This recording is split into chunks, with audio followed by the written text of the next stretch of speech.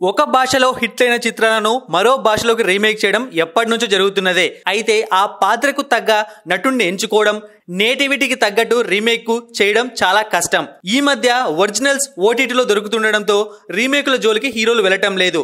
Chiranjeevi direct గా చెప్పేశాడు తన కెరియర్ లో ఇంకెప్పుడు రీమేకులు చేయను అని చెప్పి. కానీ పక్క భాషలో హిట్ అయిన చిత్రం ఖచ్చితంగా రీమేక్ చేయాలనిపిస్తుంది.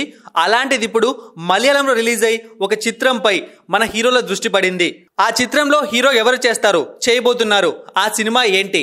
మోహన్ లాల్ ప్రధాన పాత్రలో నటించిన మూవీ నేరు డిసెంబర్ 21న థియేటర్లో రిలీజ్ అయి దూసుకుపోతోంది ఈ సినిమా. ప్రముఖ దర్శకుడు జీతూ జోసెఫ్ ఈ సినిమాను తెరకెక్కించాడు. షారూక్, డంకీ, ప్రభాస్ సలార్ మూవీస్ కి పోటీగా వచ్చిన మూవీ ఆడియన్స్ ను ఆకట్టుకుంటోంది.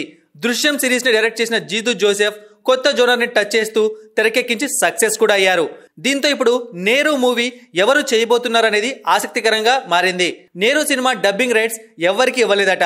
ఈ సినిమా ఫలితం కథ మీద నమ్మకంతో నిర్మాణ సంస్థ రీమేక్ కోసమే పక్కన పెట్టిందట.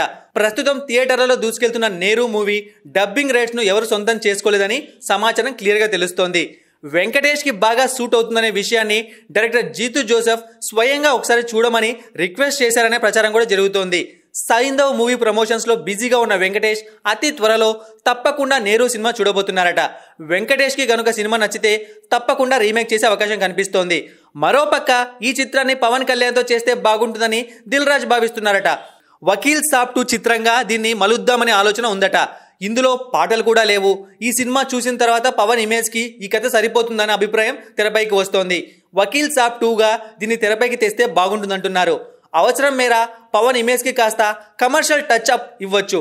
పక్కాగా ఎగ్జిక్యూట్ చేయగలిగితే మంచి ఐడియా అవుతుందని ఫిలిం సర్కిల్స్ లో వినిపిస్తోంది. మరి పవన్ సాబ్ ఏమంటారో తెలియదు. కానీ ఒకవైపు పవన్ కళ్యాణ్ ఫ్యాన్స్ మాత్రం ఈ రీమేకులు మాకొద్దు బాబోయ్ అంటున్నారు. ఆ సినిమా హిట్ అయినా అవసరం లేదు, ఫట్ అయినా అవసరం లేదు.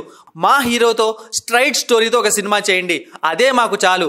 ఈ రీమేకులు తీయడం, తర్వాత దాని గురించి ట్రోల్స్ అవ్వడం మేం భరించలేము అని పవన్ కళ్యాణ్ కూడా వేడుకుంటున్నారు. కనీసం ఆ సినిమా వైపు కూడా చూడకండి అని చెప్పి. పవన్ ఏమో పాలిటిక్స్ లో ఫుల్ బిజీగా ఉంటున్నాడు. ఏ సినిమా త్వరగా అయిపోతే ఆ సినిమా చేయడానికి ముందుకు వెళ్తున్నాడు. మరి ఈ సినిమా కూడా నచ్చితే చేస్తాడేమో, ఎవరికి తెలుసు.